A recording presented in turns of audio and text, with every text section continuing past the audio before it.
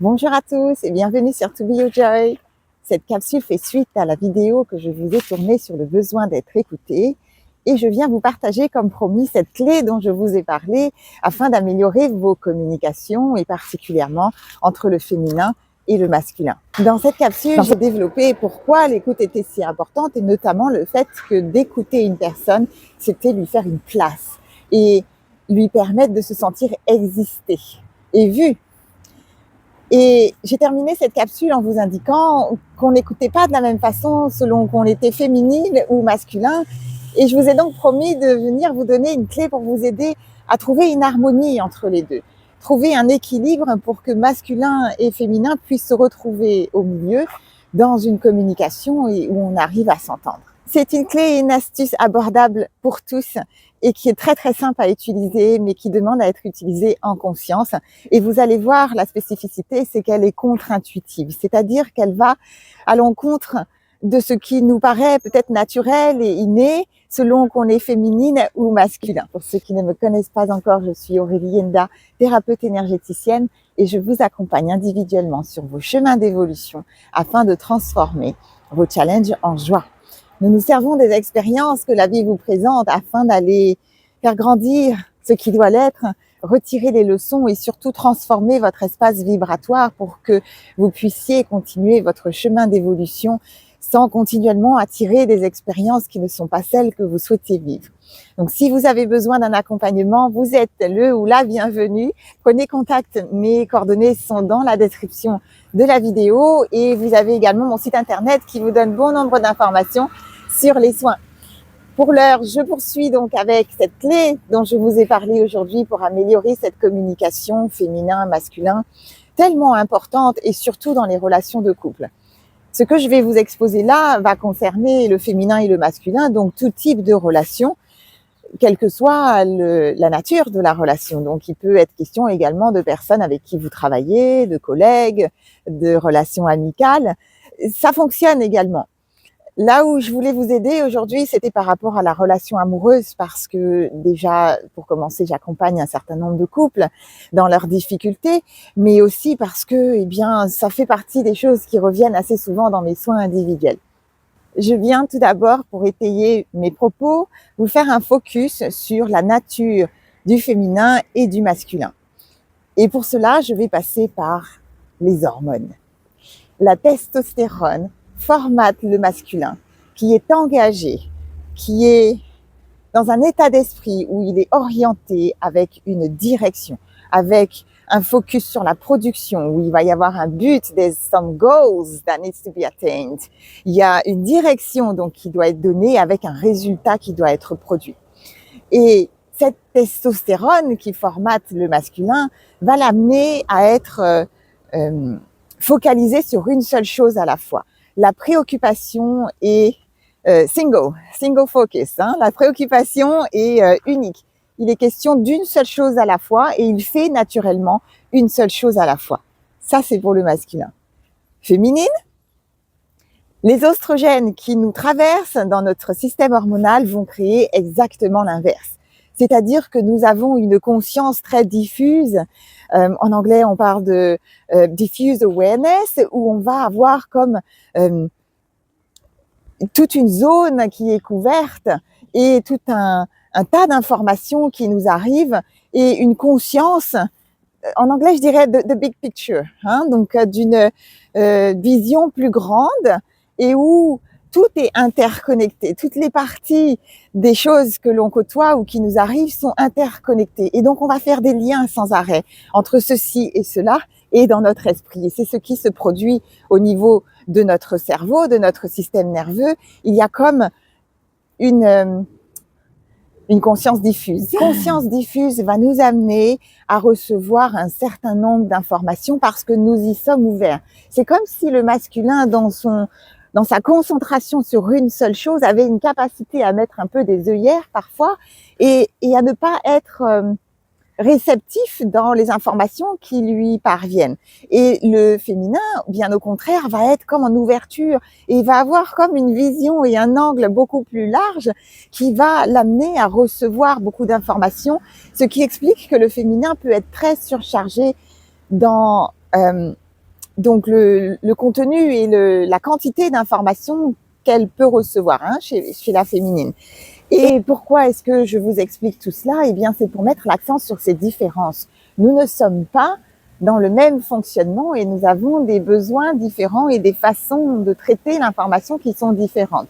Ce qui veut dire que lorsque vous allez interrompre une féminine qui est un petit peu tout azimut et qui a donc sa conscience et son esprit qui peut jongler d'une chose à l'autre et qui est beaucoup plus naturellement amené à le faire dans son mode de fonctionnement parce que c'est de cette façon qu'elle va naturellement se comporter, et un masculin qui, lui, n'a pas cette même capacité à jongler avec les informations et qui est concentré sur une seule chose à la fois.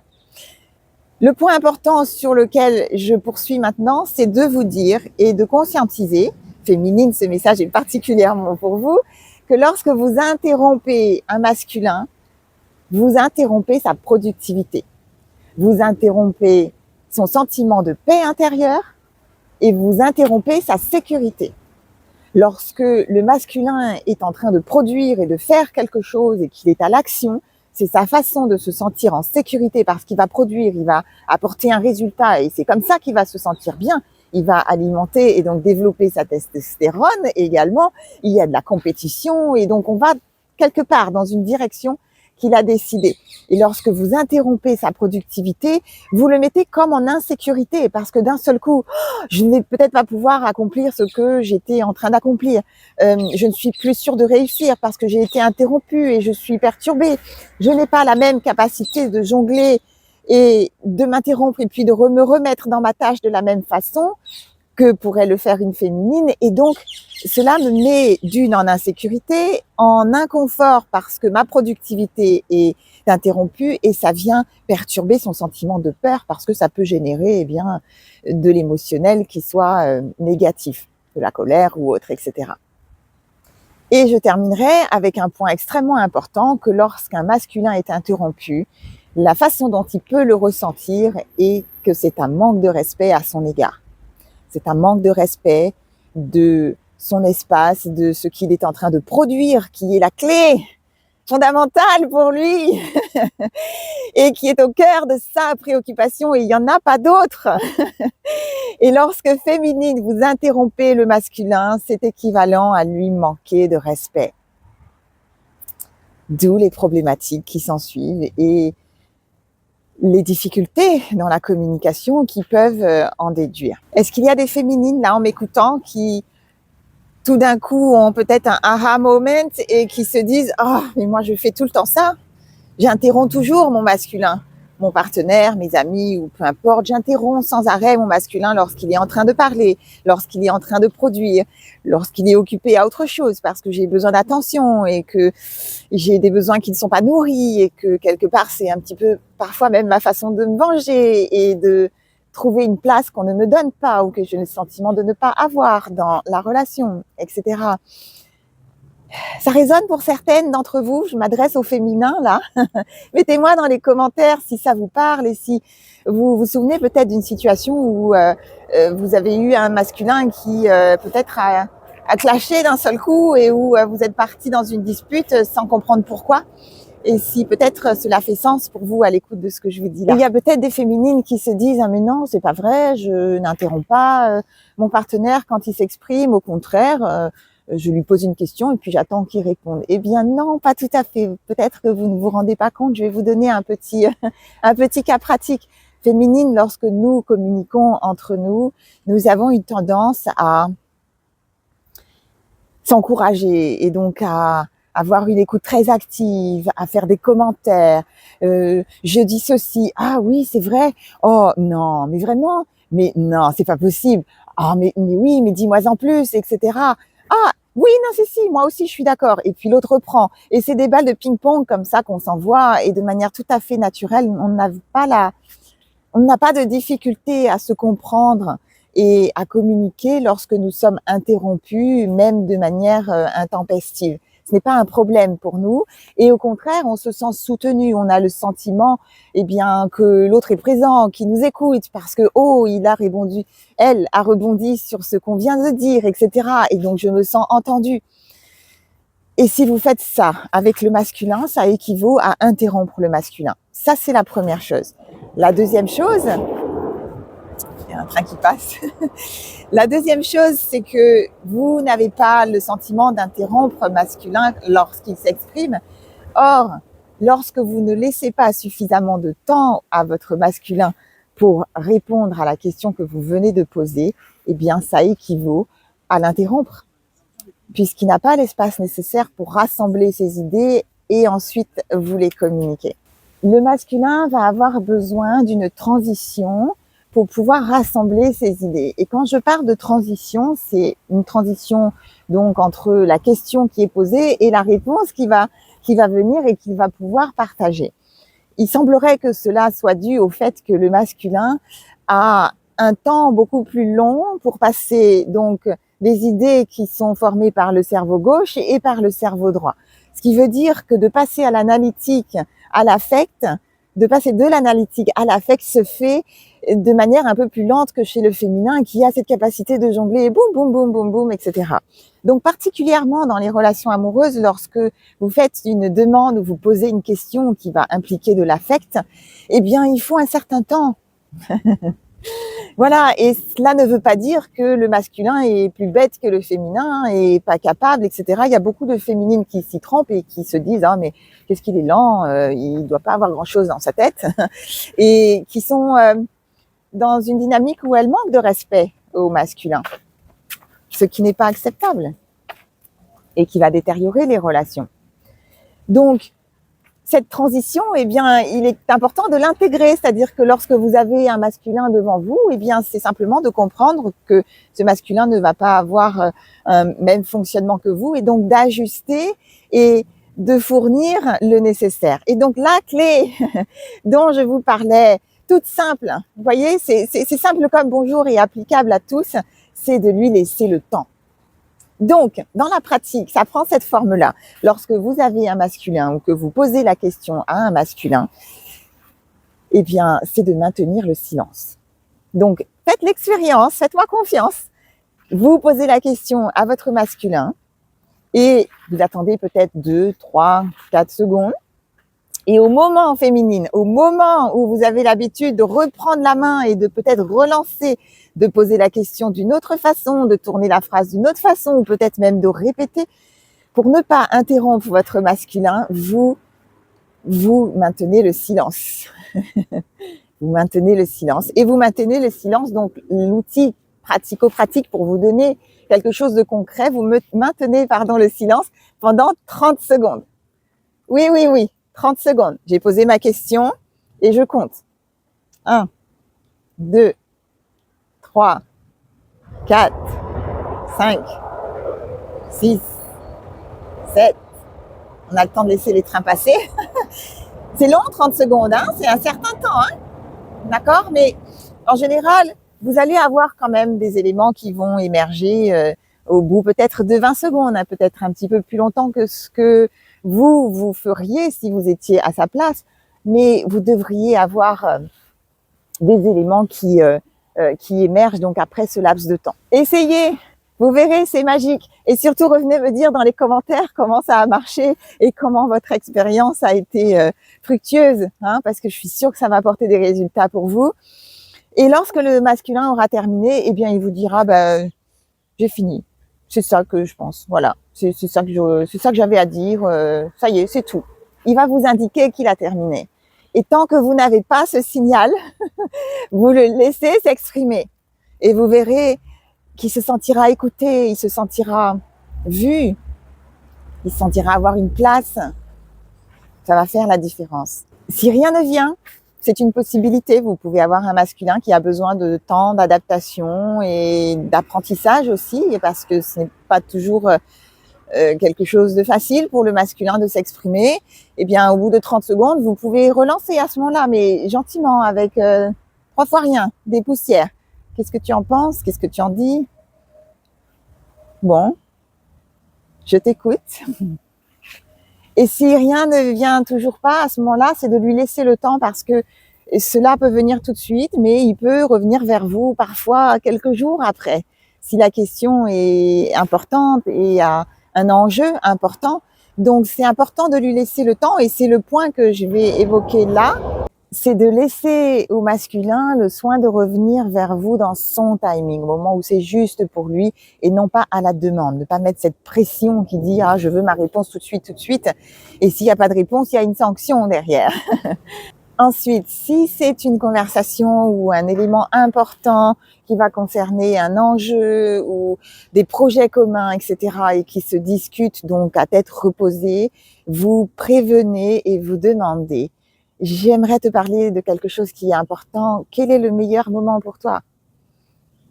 Quel est le moment qui est le plus juste pour toi ? À quel moment est-ce qu'on peut se retrouver parce que j'aimerais qu'on puisse prendre le temps de discuter de tel et tel, such and such ». Et puis, troisième point, c'est féminine de faire attention à poser des vraies questions et de poser des bonnes questions. Parce que dans notre façon de communiquer, parfois, on va relancer quelque chose avec des petites broutilles, avec des injonctions dans les phrases, etc. Et ce ne sont pas vraiment des vraies questions que l'on pose. Et c'est perturbant pour le masculin parce que, eh bien, chaque interaction va déclencher une réflexion et s'il n'y a pas vraiment de vraies questions derrière, eh bien, ça perd du sens et c'est plus compliqué de communiquer dans ces cas-là en féminin, masculin. Si vous êtes avec des femmes, vous pouvez y aller, ce n'est pas très important, mais lorsque vous êtes face à un masculin, ça va être important de prêter attention à ce type de détails. Donc, c'est de poser des vraies questions. Allez chercher votre question, prenez le temps. Et c'est une bonne façon également d'être présent à soi, d'être présent à l'autre et de communiquer de manière efficiente avec des sujets qui vont aller aborder des choses en profondeur et non pas à la surface. Donc ce sera une bonne façon de développer votre niveau d'intimité, votre intimité d'âme et d'être dans le partage de cœur à cœur. Du côté du masculin, lorsque vous communiquez avec féminine, eh bien vous inversez, puisque vous voyez que le besoin et la façon de communiquer est différente. Ce qui veut dire que lorsque vous communiquez avec votre féminine, eh bien, vous prenez le temps d'avoir une écoute très active, de commenter, de peut-être relancer, de peut-être reformuler ce qu'elle est en train de dire. Parce que si vous restez dans le silence et dans une écoute passive, comme beaucoup de masculins font, voilà, avec des exceptions, il y en aura toujours, mais comme beaucoup de masculins, eh bien, c'est comme si vous n'étiez pas vraiment présent à ce qu'elle était en train de vous dire. En tout cas, c'est comme ça que son cerveau l'interprète. Donc, ça tient à pas grand-chose. Parfois, ça peut être des bruitages, oh, non, c'est vrai. Oh, et puis vous reformulez, ça peut être des choses qui font qu'elle vous entend et que vous êtes présente. Donc, ça devrait déjà aider à se sentir un peu plus en lien avec vous et un peu plus connecté avec vous. Hein, c'est l'idée. Et puis, autre chose qui me paraît important ici, c'est de ne pas oublier que féminine, nous avons besoin de vider nos sacs. Nous avons tellement d'informations qui nous viennent à nous et tellement de choses à l'esprit que nous rassemblons encore et encore du fait de cette conscience diffuse que, eh bien oui, à certains moments, on a besoin de faire comme une vidange et donc de partager, de mettre à l'extérieur. Et donc, si vous pouvez être en présence, la personne masculin qui peut apporter ça à votre féminine, ça va nécessairement lui faire du bien, la soulager et elle va se sentir soutenue dans vos interactions. Donc, simplement de conscientiser ceci et par conséquent, lorsque vous écoutez, de ne pas écouter en essayant de trouver une solution. Ne cherchez pas de solution si on ne vous a pas demandé de solution. C'est ma recommandation. Testez, vous verrez. Parce que le besoin n'est pas de résoudre particulièrement quelque chose, en tout cas pas dans un premier temps. Il y a d'abord un besoin d'écoute. Hein, et je vous invite à aller écouter cette vidéo de nouveau sur l'écoute parce que elle pose quelques fondamentaux qui vont vous aider et sont très complémentaires à ce que je vous expose là. Donc, il n'y a pas d'action requise masculin. Juste écouter et lui permettre de vider son sac. Et puis, enfin, je clôturerai avec ce dernier point. Si vous avez un doute ou si vous n'êtes pas sûr ou que vous voulez aller confirmer, vous pouvez éventuellement poser la question et vous demander après un petit laps de temps si vous avez une hésitation. Et la question que vous pouvez lui poser, c'est est-ce que là, dans le moment, dans ce que tu me racontes, tu as besoin d'écoute et de réconfort ou est-ce que tu as besoin d'une aide pour trouver une solution? Réconfort ou solution? Elle devrait être en mesure de vous dire non, là j'ai juste besoin qu'on me réconforte et que tu m'écoutes parce que c'était difficile. Et vous écoutez. Et si vous pouvez la prendre dans les bras, c'est encore mieux. Voilà, ça va faire booster son taux d'oxytocine et ça va l'aider à la calmer si toutefois il y avait quelque chose de difficile. Et vous pouvez être une présence et un soutien, hein, j'allais dire un support en anglais, to support her, et être cette présence et cette puissance qui vient la soutenir. Voilà ce que j'avais à vous partager aujourd'hui, cette clé pour améliorer ces relations entre féminin et masculin. J'espère qu'elle vous permettra d'apporter plus d'harmonie dans vos interactions et vous amènera à mieux vous comprendre, à mieux vous entendre. Faites donc le test, essayez. Appliquez-le dans la réalité avec vos conjoints, vos partenaires et dites-moi ce que ça a créé pour vous. Venez me dire ensuite dans les commentaires ce que ça a ouvert peut-être de nouveau pour vous dans la relation. Je serais vraiment contente de savoir comment cette capsule vous a aidé et de savoir les fruits qu'elle porte pour vous, que je vous souhaite lumineux et nombreux.